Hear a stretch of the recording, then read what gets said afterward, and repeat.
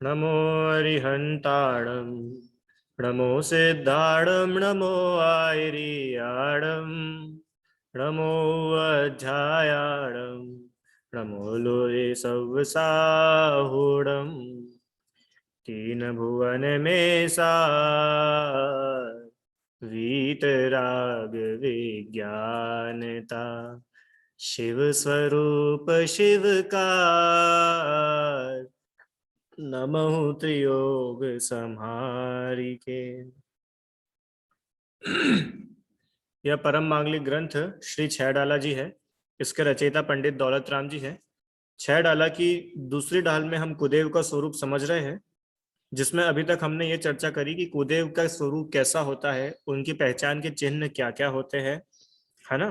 रागी द्वेषी होते हैं और अंतरंग में उनके राग द्वेष होता है। फिर जैनेतर में कैसे कैसे कुदेव होते हैं, उनकी चर्चा हम लोगों ने कल करी थी, बराबर है। ये सब हमने देखे थे। अब कल एक प्रश्न आया था कि सर जैसे अन्य जैनेतर, है ना, हम नॉन जैन का एक वर्ड होता है जैनेतर, माने जो जैन से अलग है। तो जैनेतर समाज में क्या होता है कि वे लोग तो भगवान को भोग चढ़ाते हैं, वे भगवान को मिठाई चढ़ाते हैं, वो भगवान को दूध चढ़ाते हैं, भगवान को तेल चढ़ाते हैं। हाँ, तो वो तो ये मान करके चला चढ़ाते कि उनके भगवान उससे खुश होंगे, इसलिए वो चढ़ाते हैं, उनकी इच्छाएं पूरी होगी। पर हम जो भगवान को चढ़ाते हैं, हम लोग मंदिर में जाते हैं ना, हम चावल लेकर के जाते हैं, बराबर है। तो ये हम क्यों करते हैं, जबकि हमारे भगवान तो वीतरागी है। उन्हें तो उन किसी भी चीज से मतलब नहीं है, तुम चावल लेकर के आओ कि नहीं आओ, भगवान को कौन सा चावल बना करके खाना है। कि तुमने नारियल चढ़ाओगे, गोला चढ़ाओगे, तो भगवान को क्या काम आ रहा है वो गोला। भगवान वो नारियल की चटनी बनाएंगे क्या बाद में, कि हाँ सब भक्त चले जाएंगे फिर चटनी बनाएंगे, ऐसा तो कुछ नहीं होता है। तो हम लोग क्यों चढ़ाते हैं मंदिर में, आप लोग सोच कर क्या है, ये मैंने आपको होमवर्क दिया था कि ये सोचना है आप लोगों को, हम क्यों चढ़ाते हैं। क्योंकि भगवान को जरूरत नहीं है। बाकी जगह तो क्या है कि भगवान को चढ़ाओगे तो भगवान खुश होंगे। जैसे तुम जितने का भी चढ़ावा चढ़ाओगे, तुम्हारा उतना पुण्य होगा, भगवान खुश होंगे। तुम यहाँ पर ऐसा चढ़ावा चढ़ाओगे तो तुम्हारे पुत्र की प्राप्ति होगी। तुम चढ़ावा चढ़ाओगे तो तुम्हारे धन संपत्ति की प्राप्ति होगी। तुम अगर यहाँ पे चढ़ावा चढ़ाओगे तो तुम स्वस्थ रहोगे। ऐसे बहुत जगह हम लोगों ने सुना है, ठीक है। पर यहाँ तो भगवान सुखी दुखी होते नहीं है, और जब वो सुखी दुखी नहीं होते तो हमको भी सुखी दुखी नहीं करते। तो फिर हम भगवान को क्यों चढ़ाते हैं, ये प्रश्न था। कौन कौन इस पर सोच के आया है भैया। एक सेकंड, हाँ मैं करता हूँ अनम्यूट।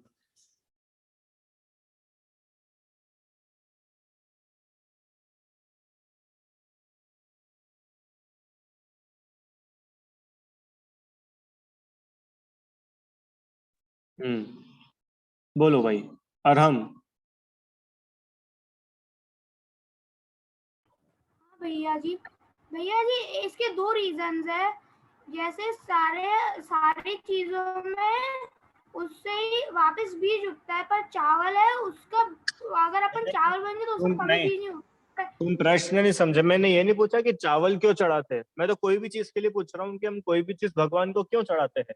क्योंकि भगवान को तो उससे मतलब है नहीं, भगवान वीतरागी है। तो आप भगवान को चढ़ाई क्यों रहे हो, और भैया चावल क्यों चढ़ाते हो।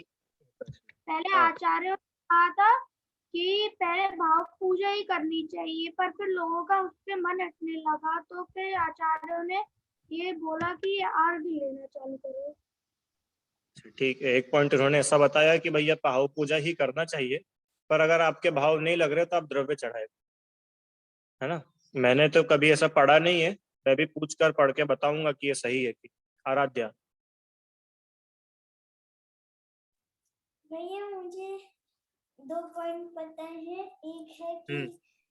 ऑलमोस्ट लोग तो दिखावे के लिए करते हैं ठीक है। कि हमने इतना सारा 1 करोड़ दिया, तुमने तो सिर्फ 100 रुपए दिए। ऐसे ऑलमोस्ट लोग जो भी करते हैं वो दिखावे के लिए करते हैं।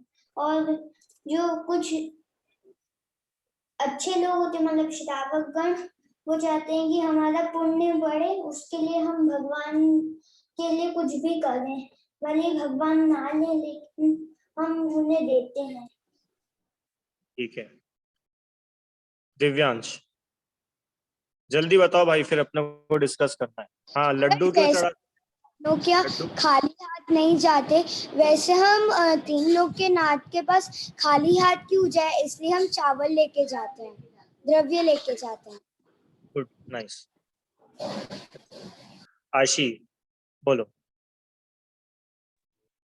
सर मुझे ये लगता है कि जैसे हम अर्घ लेके जाते हैं तो हम चावल लेके जाते हैं तो हम अर्घ पढ़ते हैं, उनकी पूजा करते हैं, तो वो एक तरह की पूजा ही हुई। तो जैसे हम महावीर जयंती के दिन लाडू चढ़ाते हैं, कभी नारियल चढ़ाते हैं, तो उसकी वो भी एक तरह की पूजा ही होती है। बढ़िया, आप लोगों ने अच्छी मेहनत करी, आप लोगों को जितना समझ में आया उसके हिसाब से आपने बताया। बढ़िया, नाइस। ठीक है, देखो अब मैं आपको थोड़ा सा बताता हूँ कि हम लोग क्यों चढ़ाते हैं। एक दिव्यांश ने बहुत अच्छा पॉइंट बताया था कि हम भगवान के पास जा रहे हैं, तो भगवान के पास में खाली हाथ कैसे जाएंगे? जैसे आप राजा के पास जाते हो, अभी तो यहाँ पे कोई राजा है नहीं, आप किसी राजा के पास जाते नहीं हो, आप अपने किसी रिलेटिव के घर पे जाते हो, विशुद्धि, तो आप किसी रिलेटिव क्या जाते हो तो ऐसे खाली हाथ चले जाते हो क्या, कि कुछ लेकर के जाते हो उनके लिए? हम किसी की शादी में जाते हैं तो उनके लिए कुछ गिफ्ट लेकर के जाते हैं, बर्थडे पार्टी में जाते हैं तो गिफ्ट लेकर के जाते हैं, है ना? हम कहीं भी जाते हैं तो हम कुछ लेकर के जाते हैं, है ना? तो ऐसे ही अगर हम भगवान के पास में आए हैं तो हम खाली हाथ कैसे आ जाए? अन्य जगह तो आप खूब सारा ले करके जा रहे हो, बढ़िया कपड़े पहन करके जा रहे हो, तैयार होके जा रहे हो, महंगे महंगे सामान लेके जा रहे हो, गिफ्ट लेके जा रहे हो, तो भगवान के पास में क्यों नहीं? तो पहली चीज तो ये कि भक्ति के भाव से हम भगवान के पास में आकर के चढ़ाते हैं। हमको भक्ति है इसलिए हम चढ़ा रहे हैं, भगवान को जरूरत नहीं है, ध्यान रखना, भगवान को जरूरत नहीं है, हमको भक्ति है। पढ़ते ना हम, यह अर्घ्य कियो निज हेत तुमको अर्पतु हो, ध्यानत कीजो शिव खेत भूमि समर्पतु हूँ। नंदीश्वर की जय उसमें अर्घ का, कि ये मैं अर्घ चढ़ा रहा हूं तो क्यों चढ़ा रहा हूं? निज हेत, अपनी इच्छा के लिए, अपने कल्याण के लिए मैं अर्घ चढ़ा रहा हूं। मैं आपके लिए नहीं चढ़ा रहा भगवान, मैं क्यों चढ़ा रहा हूं? अपने लिए चढ़ा रहा हूं। ठीक है, क्लियर हुआ इतना कि हम भगवान के पास में जाकर के क्यों चढ़ाते हैं? कि हम भगवान के पास खाली हाथ नहीं जाते, है ना? किसी भी हम पूज्य व्यक्ति के पास जाते हैं, अरे हम कलेक्टर के पास जाते हैं, राजा के पास जाते तो भी कुछ लेकर के जाते ना, तो ये तो 3 लोग के नाथ है, तो इनके पास खाली हाथ कैसे जाया जाए? पहली बात। अब दूसरी बात यह है कि हम चावल चढ़ाते हैं, पुष्प चढ़ाते हैं, नैवेद्य चढ़ाते हैं, दीप चढ़ाते हैं, धूप चढ़ाते हैं, फल चढ़ाते हैं, अर्घ चढ़ाते हैं, जल चंदन चढ़ाते हैं, ये सब क्यों चढ़ाते हैं? कि ये एक प्रतीक के रूप में होता है। प्रतीक मतलब वो उसको सिंबलाइज करता है। आप लोगों ने पूजा करी होगी, आई होप सभी ने कभी ना कभी तो करी है पूजा। जल चढ़ाते समय आप क्या बोलते हो? जन्म जरा मृत्यु विनाशनाय। हाँ, हम जल चढ़ाते समय ऐसा बोलते क्या? क्या भगवान बहुत टाइम से सिद्ध शिला पे है, उनको प्यास लग गई होगी, चलो भगवान थोड़ा सा पानी आपके लिए स्वाहा, ऐसा करते क्या हम? हम्म क्षुधा रोग विनाशनाय, किसकी क्षुधा को मिटना है? भगवान की क्षुधा की अपनी क्षुधा? क्षुधा मतलब भूख, कि हमारी क्षुधा का नाश हो जाए, हमारी भूख मिट जाए। हम्म तो ये जो भी हम चढ़ाते हैं ये प्रतीक के रूप में, एक सिंबल के रूप में हम चढ़ाते हैं। और दूसरी बात उन्होंने वहां पर करी कि भाव पूजा में तो हमारा मन इतना लगता नहीं है, इसलिए ये अर्घ्य है कि कम से कम ये अर्घ्य की थाली आपके सामने रहेगी तो आपका मन इधर उधर भटकेगा नहीं। वापस से बहुत ध्यान से संभल करके सुनना आप सब लोग, सिर्फ एक थाली से दूसरी थाली में चावल को ट्रांसफर करने का नाम पूजा नहीं है। क्या बोला मैंने? एक थाली से दूसरी थाली में अर्घ्य चावल के ट्रांसफर करने का नाम पूजा है कि नहीं? बिल्कुल भी नहीं है। अपने अंदर जब तक भाव नहीं होंगे, हाँ, जैसे अपन चढ़ा रहे हैं नैवेद्य का आया है ना, मैं समझ रहा था अब तक प्रभु भोजन से जीवन चलता है, भोजन बिन नरकों में जीवन भर पेट मनुज क्यों मरता है। और इतने में अपना ध्यान गया घड़ी पे, ओ 10 बज गई, घर जाके खाने की तैयारी करनी है। अरे तो तुम अभी क्या बोल रहे थे और तुम क्या सोचने लग गए? इसका मतलब पूजा सच्ची नहीं हुई। समझ रहे हो? ये एक्चुअली अपने टॉपिक से थोड़ा हट करके हो रहा है। अपने को पढ़ना तो कुदेव है, पर कल प्रश्न आया था कि हम भगवान को क्यों चढ़ाते, जबकि भगवान को जरूरत नहीं है। कि भगवान को जरूरत नहीं है, हमें जरूरत है। अरे गरज अपनी है, उनको तो भगवान बन गए, उनका तो मोक्ष हो गया, गरज किसकी है? इतनी बढ़िया बात अभी पंडित जी ने बताई थी। यह जो मार्ग है, मोक्ष मार्ग है, ये गर्जी का मार्ग है, मर्जी का मार्ग नहीं है। इसका मतलब गरज, गरज का मार्ग है। अरे हाथ जोड़ करके कुछ हमको मिल जाए तो हम धन्य हो जाएंगे। गरज होनी चाहिए अंदर से, गरज। अपनी मर्जी का मार्ग नहीं है कि हाँ ठीक है, इच्छा होगी तो करेंगे, नहीं तो कोई बात नहीं। अभी मन नहीं, अभी बहुत नींद आ रही है, आज तो नहीं जाएंगे अभिषेक करने। हाँ, अरे तुम्हारी मर्जी का मार्ग नहीं है, जिसको अंदर से गरज होगी ना उसका ही कल्याण होगा। ठीक है, तो इस प्रकार से अपने को समझना है। अब थोड़ा सा अपन आगे बढ़ते भैया। तो ये तो हुए जैनेतर। अब जैन में भी ऐसे जीवों की पूजा की जाती है कि जो वास्तव में तो भगवान नहीं है, पर उन्हें भगवान मान करके, भगवान के तुल्य रख करके उनकी पूजा होती है। ठीक है, तो उसकी चर्चा अपन करते हैं। हाँ, क्षेत्रपाल पद्मावती आदि पूजन के निषेध, मोक्ष मार्ग प्रकाशक, पेज नंबर है 173। आप लोग भी देख सकते हैं। और मैं शास्त्र इसलिए आपके सामने रख करके पढ़ा रहा हूं कि आप ऐसा ना बोले कि भैया सर अपने मन से जो इच्छा होती है बोल देंगे। इसलिए शास्त्र आपके सामने, आप खुद पढ़ करके निर्णय करो। चलिए पढ़ना शुरू करते हैं, फिर इसको समझेंगे अपन। यहां कोई कहे क्षेत्रपाल, दहाड़ी, पद्मावती आदि देवी, यक्ष यक्षिणी आदि जो जिनमत का अनुसरण करते हैं, उनके पूजन आदि करने में दोष नहीं है। कि भैया बाकी जो देव थे वो लोग तो नॉन जैन थे। हाँ, जैसे वो शिव थे, ब्रह्मा विष्णु महेश, गणेश जी, दुर्गा, पद्मावती, हाँ काली, ये सब तो नॉन जैन है। ये तो जैन धर्म मानते भी नहीं है, ये जैन भगवान को भी नहीं मानते। तो इतना हमने माना कि भैया उनकी पूजा तो नहीं करनी चाहिए। पर क्षेत्रपाल, पद्मावती, हाँ ये जितने देवी है, ये यक्ष यक्षिणी जो देवी देवता है, ये तो जिनमत का अनुसरण करते हैं। ये तो भगवान का, जो जैनेन्द्र भगवान का धर्म है, जैन धर्म है, उसी धर्मों को फॉलो करते हैं। तो फिर उनकी पूजन आदि करने में तो कोई दोष नहीं है। क्वेश्चन समझ में आया आप लोगों को? सिद्धम, हाँ, कि उनकी पूजा करने में तो कोई प्रॉब्लम नहीं है, क्योंकि वो तो जैन धर्म ही फॉलो करते हैं और सब लोग उनकी पूजा करते हैं, तो हम उनको पूज सकते हैं, उनकी पूजा कर सकते हैं। तो उन्होंने क्या उत्तर लिखा कि जिन मत में संयम धारण करने से पूज्यपना होता है। सबसे पहली लाइन, जिन मत में, जिन मत मतलब जैन धर्म में, जैन धर्म में पूज्यपना, पूजा किसकी होती है? कि जो संयम धारण करता है उसकी पूजा होती है। जैन धर्म का मूल मंत्र क्या है? नमोकार मंत्र। नमोकार मंत्र में किसकी पूजा है? अरिहंत, बोलो, सिद्ध, आचार्य, उपाध्याय, साधु। ठीक है, अब साधु से नीचे तो आरिका माता जी भी है, एलक जी भी है, क्षुल्लक जी भी है। तो इनका नाम क्यों नहीं लिखा? कि इन्होंने अभी पूरा संयम धारण नहीं करा है, इसलिए इनका नाम नहीं है। समझ में आया?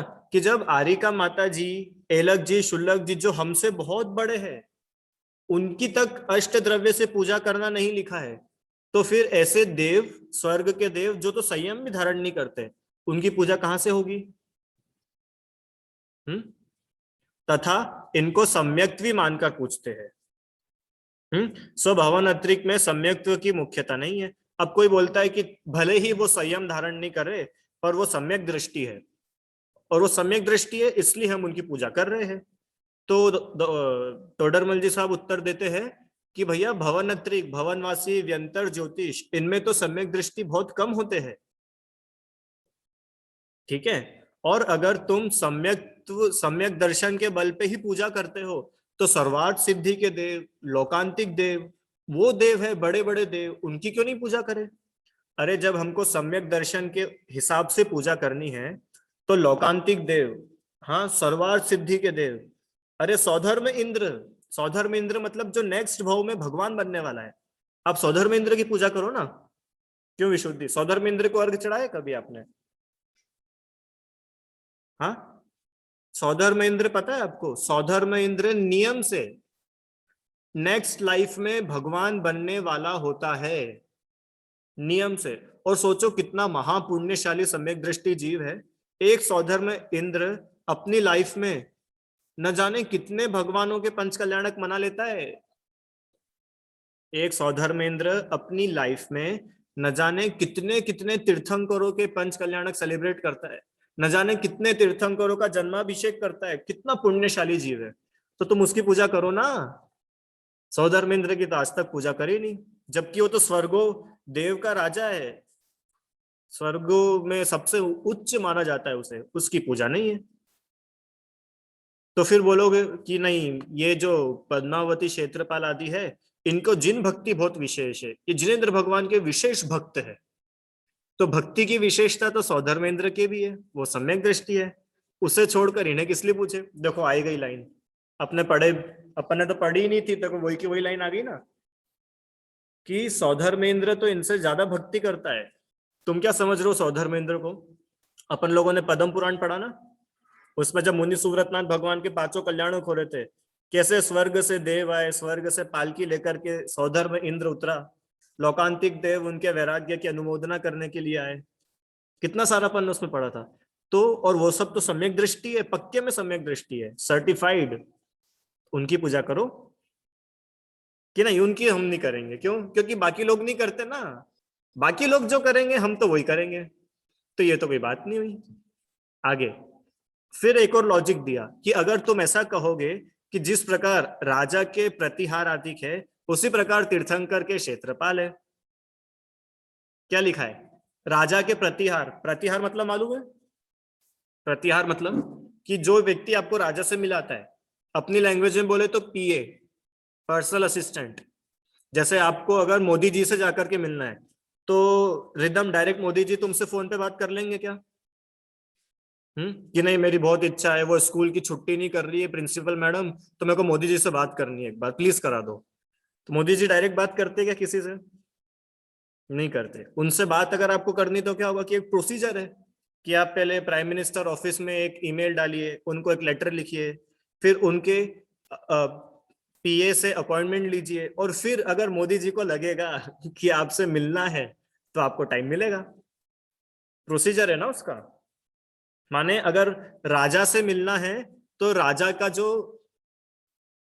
पीए है उससे आपको मिलना पड़ेगा, तो वो आपको राजा से मिलवा देगा। तो अगर कोई ऐसा बोले कि ये जो क्षेत्रपाल आदि है, यक्ष यक्षिणी है, ये लोग भगवान के पीए है, अब मैं पीए बोल रहा हूं, यहाँ पर क्या लिखा है? प्रतिहार आदि, माने ये हमको भगवान से मिला देंगे डायरेक्ट, इनका डायरेक्ट कॉन्टेक्ट है भगवान से, इसलिए हम इनकी पूजा कर रहे हैं। क्यों? जैसे आपको मालूम पड़ जाए कि मैं मोदी जी का बहुत खास हूं, हाँ, नहीं तो ऐसा मान लो चलो कि मेरे दादाजी एक दिन भारत के मुख्य प्रधानमंत्री बन जाए, तो आप लोग मेरे साथ कैसा व्यवहार करोगे? क्यों धैर्य? हाँ, अरे प्रधानमंत्री छोड़ो, तुमको अगर इतना मालूम पड़ जाए कि तुम जिस स्कूल में पढ़ती हो वहां के प्रिंसिपल हमारे बहुत अच्छे रिलेटिव है, तो तुम मेरे साथ कैसा व्यवहार करोगे बताओ? कि यार सर से बना के रखो, सर से बना के रखो, कभी भी काम पड़ सकता है, हैं? तो कोई ऐसा माने कि तीर्थंकर भगवान इनके पीए, माने इनसे मिलाने वाले, इनके बहुत नजदीकी है कौन? क्षेत्रपाल आदि देवी देवता है, इसलिए इनकी पूजा करो, क्योंकि इनको खुश रखोगे तो वो आगे अपनी लाइन जमा देंगे। पर समो शरण में तो इनका अधिकार ही नहीं है, समो शरण में तो ये आते ही नहीं है। बताओ, भगवान की जो मुख्य सभा है समो शरण, वहां पे तो कहीं दिखते भी नहीं है, इनको आप कैसे भगवान का पीए बोल दोगे? बिल्कुल भी नहीं है ऐसा, यह सब झूठी मान्यता है। ओहो, सोचो उनको लिखने में कितनी ताकत लगी होगी है, हाँ, कि पूरी दुनिया एक तरफ और ये एक तरफ अकेले, कि ये सब झूठा है, झूठा है, झूठा, झूठा मतलब समझते हो आप? टोटली फ्रॉड, टोटली फ्रॉड, बिल्कुल झूठा है, ऐसा होता ही नहीं है। इसलिए तो इसको बोलते हैं मिथ्यात्व, इसलिए इसका नाम है ग्रहित मिथ्यात्व। अब आप समझ रहे हो मिथ्यात्व कितनी खतरनाक चीज है। हमको समझ में भी नहीं आता है कि हम मिथ्यात्व कर रहे हैं। हमें क्या लगता है कि क्या हम कोई दूसरे धर्म में थोड़ी जा रहे हैं, हम तो अपने जैन धर्म में ही है। अरे भैया तुम जैन धर्म में हो, वेरी गुड, पर तुम ये तो देखो कि तुम पूजा किसकी कर रहे हो। क्या वो वास्तव में भगवान जैसे पूज्य है क्या? आगे, जिस प्रकार प्रतिहार आदि के मिलने पर राजा से मिलते हैं, उसी प्रकार तीर्थंकर से नहीं मिलाते हैं। वहां तो जिसके भक्ति हो वही तीर्थंकर के दर्शन आदि करता है, कुछ किसी के अधीन नहीं है ना।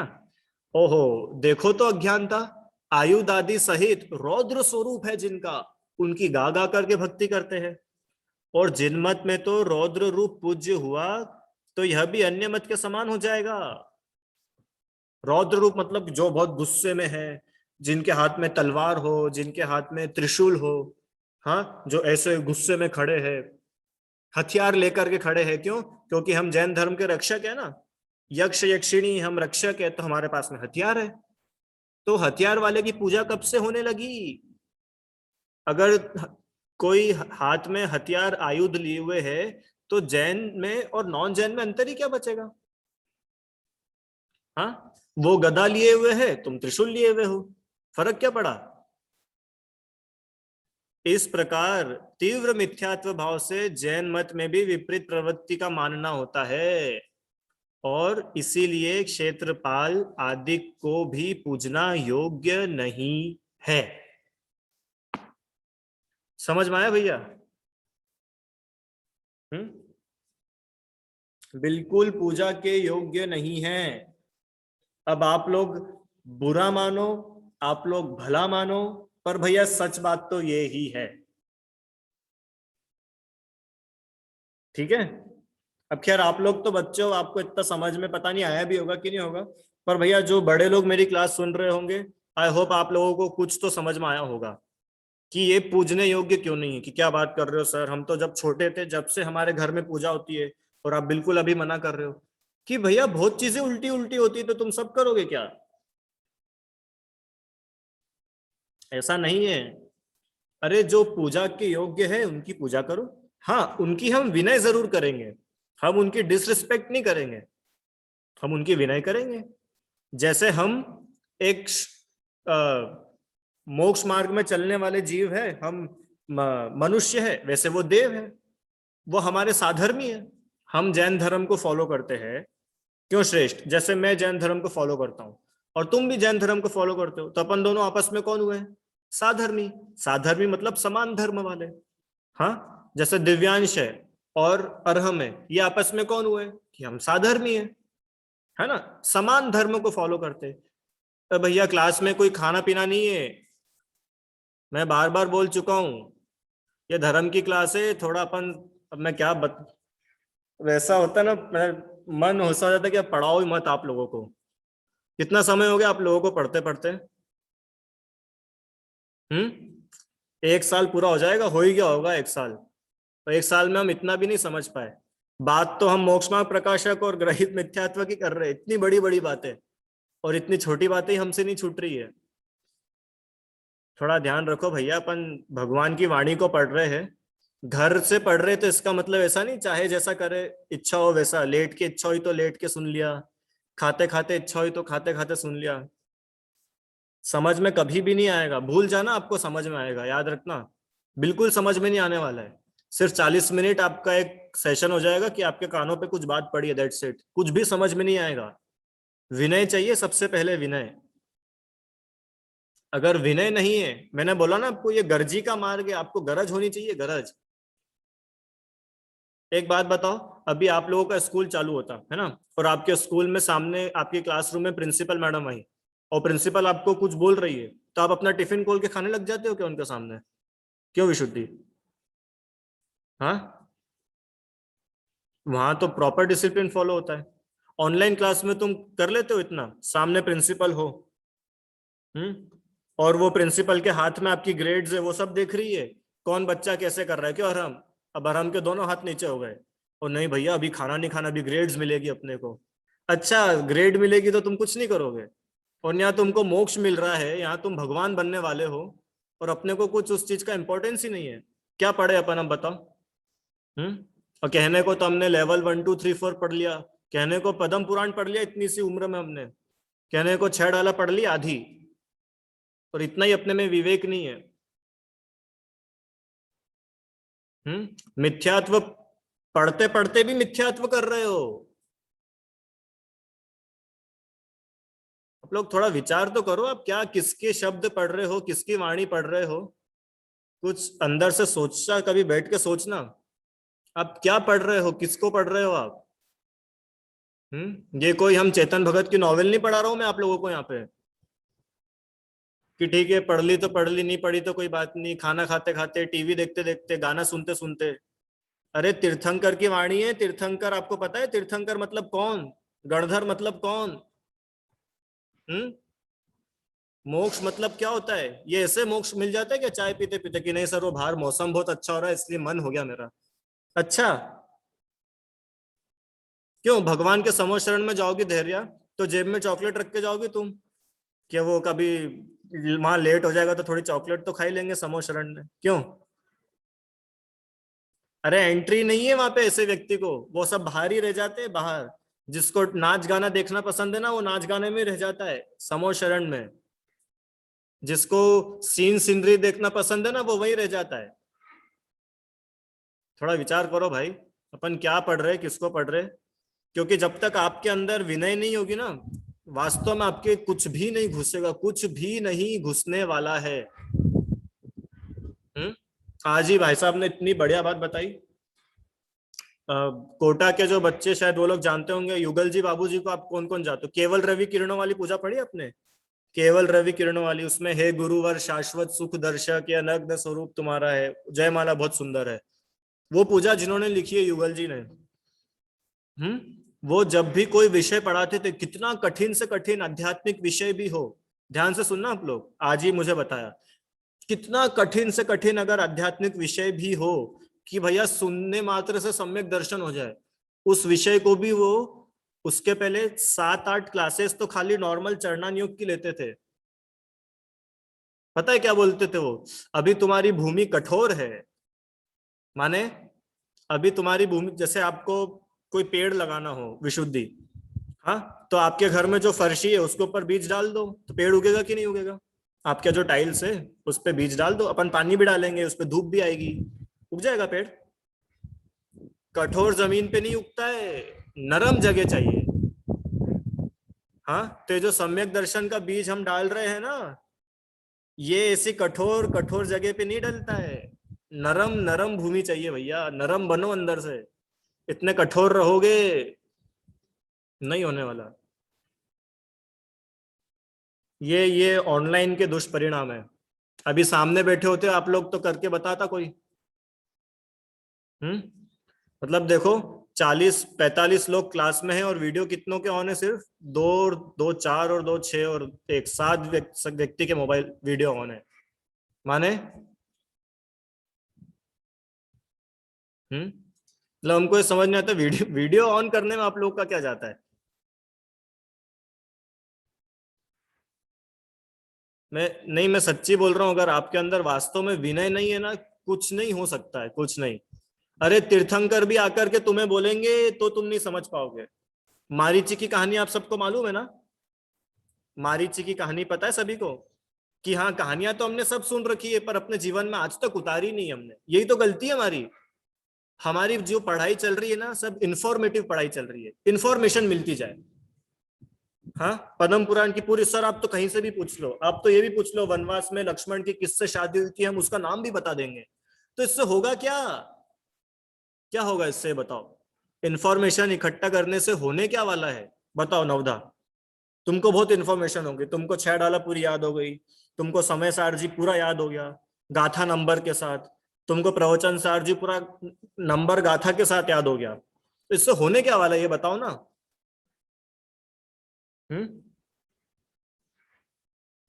ये अपने अंदर उतारने की चीज है, सच्ची में अपने अंदर उतारने की चीज। और आप लोगों को अगर विनय नहीं है तो आप लोग बोल दो अपन कल से क्लास नहीं लेंगे। रिकॉर्डेड बहुत सारे लेक्चर्स है यूट्यूब पे, आप लोग सब सुन सकते हो अगर सुनना ही है तो। मतलब मैं मेरा सीखने का समय छोड़ करके यहाँ पे बैठ करके आपको पढ़ा रहा हूँ और अपन घर पे मजे कर रहे हैं। हाँ, मतलब ये 1 घंटा में भाई साहब के पास रह करके और नई चीजें दूसरी सीख लेता जो मेरे काम की होती। और चलो मेरा जो हो रहा है, आपका क्या हो रहा है अपना तो सोचो आप।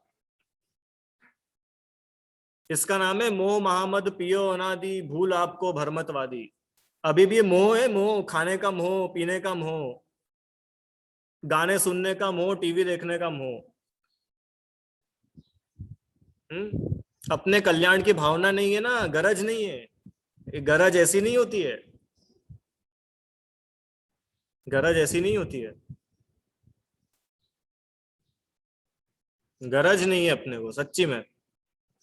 गरज होती ना तो अभी 1 महीने कितने दिन अपनी शायद 15-20 दिन क्लास नहीं हुई। मेरे पास में सिर्फ 4 या 5 लोगों के मैसेज आए कि सर क्या हुआ, क्लास क्यों नहीं हो रही है।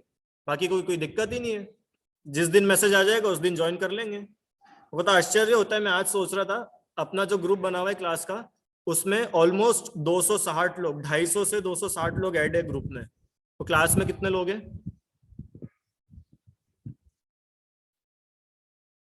मैं ये नहीं बोल रहा हूँ कि आप लोग आओ नहीं आओ, वो आपको जैसा करना है करो, पर मैं बोल रहा हूँ कि अपने अंदर गरज कितनी है आत्म कल्याण की।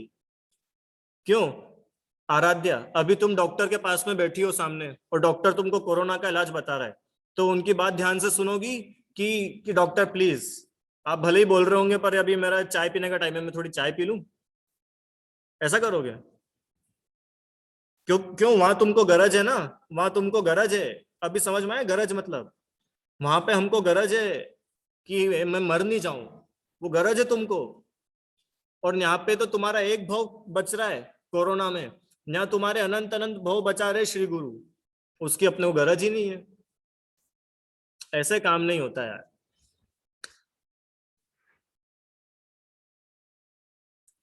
लिटरली कोई मतलब नहीं। आप लोग अभी भले ही अपन दूसरी ढाल पढ़ लेंगे, तीसरी भी पढ़ लेंगे, चौथी पांचवी छठी पढ़ लेंगे, होना कुछ भी नहीं है, कुछ भी नहीं होगा। और अगर सिर्फ पढ़ना ही है तो भैया देखो बहुत सारी पाठशालाएं चल रही है, और पाठशालाएं ना भी चले तो अब तो यूट्यूब पे सब कुछ है। नमोकार मंत्र से लेकर के न्याय के बड़े बड़े ग्रंथ सब आपको यूट्यूब पे मिल जाएंगे। आप सुनो, आपको अगर सुनना ही है तो, वीडियोस देखना है तो आप वो देखो। क्लास का कोई मतलब थोड़ी ना है। विनय, सच्ची में विनय होनी चाहिए अपने अंदर। अगर विनय नहीं है तो कोई सेंस ही नहीं है।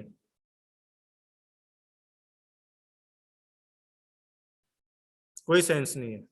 मतलब इतने आप लोगों के लिए प्रेजेंटेशन तैयार की जा रही है, हाँ, इतने बड़े बड़े ग्रंथों के आधार से आपको पढ़ाया जा रहा है, और फिर भी अपने को लग रहा है ठीक है, हाँ ठीक है ये तो आता है।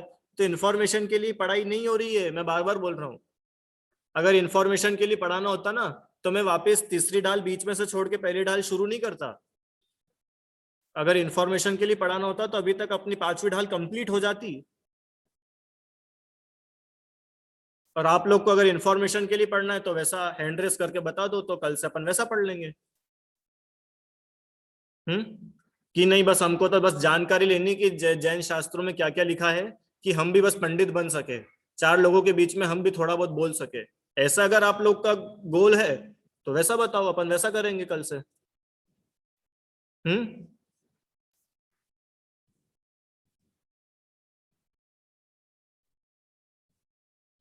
अरे वीडियो ऑफ भी हो, ठीक है, वीडियो ऑफ करके आपको लग रहा है कि मैं आपको नहीं देख पा रहा हूं, पर वो केवली के ज्ञान में सब कुछ झलक रहा है, तुम्हारे वीडियो ऑन हो कि ऑफ हो, भगवान के ज्ञान में सब कुछ दिख रहा है भैया। वीडियो ऑफ करके तुम कितना चाय नाश्ता कर लो क्लास में, मुझे भले ही मालूम नहीं पड़ेगा, और मुझे मालूम भी पड़ जाएगा तो कौन सा आपके घर पे आके मैं आपकी चाय हाथ से ले लूंगा। मैं तो यहाँ बैठा हूँ शिखर जी में, मैं कहाँ जाऊंगा वहां पे आपके घर पे। हाँ, तुम वीडियो बंद करके चालू करके जो करना है करो, भगवान को तो सब दिख रहा है। और है ना, कर्म किसी के सगे नहीं होते। कर्म किसी के सगे नहीं होते हैं, याद रखना भैया। तीर्थंकरों को कर्म के फल भोगने पड़े हैं, तो आप और हम क्या हो? फिर हम बोलते कि सर हमने आज तक बुरा करा ही नहीं किसी का, हमारे साथ बुरा हो रहा है। हम्म, क्या बताए सर, एक बार में याद ही नहीं होता है। पढ़ाई तो हमारा बच्चा बहुत करता है, पर पता नहीं एग्जाम के समय भूल जाता है लिखने में। होता है कि नहीं आप लोग के साथ? धैर्य, तैयारी तो बहुत करके जाते हैं, एग्जाम में समझ ही नहीं आता है। तो कैसे आएगा? तुम्हारे पास विनय नहीं है तो आएगा कैसे तुमको? विनय के बिना नहीं हो सकता। और देख लो, आप लोगों का डिसीजन है। मेरे को तो बोलना था, मैंने बोल दिया। और फिर भी अगर आप लोगों की इच्छा हो तो अपन कल से क्लास करेंगे, नहीं तो मुझे तो, मेरा तो सब पढ़ा हुआ ही है। मैं नहीं भी पढ़ाऊंगा तो मैं तो मेरा पढ़ लूंगा, मुझे कोई दिक्कत नहीं है। अगर आप लोगों को पढ़ना हो तो सच्ची ईमानदारी से पढ़ो, समझो, और पढ़ो ही मत। समझने के लिए क्लास में आया करो, पढ़ने के लिए मत आया करो। पढ़ तो बहुत बार लिया है, पढ़ तो आप घर पे भी लोगे। समझना हो तो क्लास में बैठे अपन, तो मजा है उस चीज का। समझना ही नहीं है, सिर्फ खाली जानकारी इकट्ठी करनी है, तो उसका कोई तंत नहीं है। जानकारी तो क्या है कि कितनी ले लोगे आप, और बहुत भी ले ली तो होगा क्या उससे? हाँ, बताओ, अभी इतनी खतरनाक बीमारी चल रही है कि आपको ये भी भरोसा नहीं कि आप कल रहोगे कि नहीं रहोगे। हाँ, कितने ही हमारे बीच में से ऐसे थे कि जो कल तक तो बहुत अच्छे थे, आज उनको कोरोना हुआ, परसों हॉस्पिटल में गए और अगले दिन खाली बॉडी घर पे आई। हो रहा है कि नहीं? आप लोग सब देख ही रहे हो, न्यूज पढ़ रहे हो। तो ये आप अपने साथ नहीं हो सकता है कभी ऐसा, दिव्यांश? अपने पास कोई ऐसी जादुई पावर है कि अपने को कभी होगा ही नहीं ऐसा? तो अपन या तो उस दिन का इंतजार कर रहे सब लोग मिल करके कि वो दिन हमारा आएगा, उसके बाद हम लोग सिंसियर होंगे, उसके पहले थोड़ा ना होंगे, हैं? जब लो न रोग जरा गहे, तब लो झटिति निच हित करो। जब तक कोई बीमारी बुढ़ापा नहीं आ जाए, उसके पहले अपना हित कर लो। भरोसा नहीं कब आ जाएगी बीमारी और कब चले जाएंगे। सच्ची में अपना हित कर लो। और अगर ये भाव भी अपना चला गया तो फिर काल अनंत निगोद मंझार। अब मैं क्या बताऊं आपको, बहुत मुश्किल है भैया। चलो, चिन्वाणी स्तुति करते हैं। निज निधि निज में बताई, यह अनंत उपकार है। इसके लिए जिन वाणी माँ को वंदना शत बार है।